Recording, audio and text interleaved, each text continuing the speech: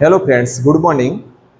આજે આપણે પ્રોનાઉન અને પોઝેસિવ મતલબ કે સર્વનામ અને તેની કર્મ વિભક્તિ અને સંબંધક વિભક્તિ વિશે આપણે અભ્યાસ કર્યું. ધોરણ 6, 7, 8 માટે બહુ જ મહત્વનો આ ટોપિક છે. જનરલી પ્રોનાઉન વિશે આપણે બધા જાણીએ છીએ. પ્રોનાઉનને શું કહેવાશે? તો પ્રોનાઉન એટલે સર્વનામ. પ્રોનાઉન સાથે સર્વનામ સાથે એની વિભક્તિઓ પણ આવે છે. તો એક છે કર્મ વિભક્તિ અને બીજી છે સંબંધક વિભક્તિ. બરોબર.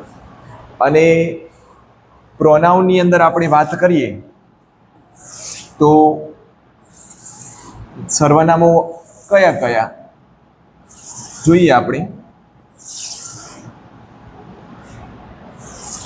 તો એક છે આઈ, બીજું છે વી, ત્રીજું છે યુ, ત્યારબાદ હી,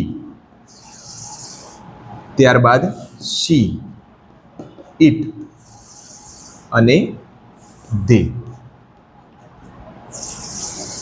આ પ્રોનાઉન કહેવાય છે, સર્વનામ. જે શબ્દ નામને બદલે વપરાતા હોય એને સર્વનામ કહેવાય છે. આઈ છે, વી, યુ, હી, શી, ઇટ અને ધે. આઈ એ પ્રથમ પુરુષ છે, વી પ્રથમ પુરુષ બહુવચન, યુ એ બીજો પુરુષ એકવચન અને બહુવચનની અંદર પણ યુ આવશે. હી, શી, ઇટ છે ત્રીજો પુરુષ એકવચન અને ધે એનું બહુવચન છે. તો આઈ નું ગુજરાતી શું થશે? તો હું. વી એટલે અમે, યુ એટલે તું અથવા તમે, હી એટલે તે, શી એટલે તેણીની, ઇટ એટલે તે પક્ષી, પ્રાણી અને નિર્જીવ વસ્તુ માટે, અને ધે એટલે તેઓ. હવે આઈની કર્મ વિભક્તિ શું થાય? તો આઈની કર્મ વિભક્તિ થશે મી. વીની શું થાય? તો અસ. યુની શું થાય? તો યુ. હીની શું થાય? તો હિમ. શીની શું થશે? તો હર. ઇટની ઇટ અને ધેની થશે ધેમ. આઈ એટલે હું? તો મી. મી એટલે મને. યુ એટલે અસ. અસ એટલે અમને. યુ એટલે તને. હિમ એટલે તેને. હર એટલે તેણીની અથવા તેને. ઇટ એટલે તેને અને ધેમ એટલે તેઓને.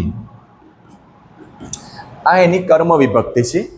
અને સંબંધક વિભક્તિની જ્યારે આપણે વાત કરીએ તો આઈનું થશે માય, વીની થશે અવર, યુની થશે યોર, હીની થશે હિઝ, શીની થશે હર, ઇટની થશે ઇટ્સ અને ધેની થશે ધેર. માયનું ગુજરાતી થશે મારું, અવરનું થશે અમારું, યોરનું થશે તારું અથવા તમારું, હિઝનું થશે તેનું, હરનું થશે તેનું અને આ પણ થશે તેનું અને આ થશે તેઓનું.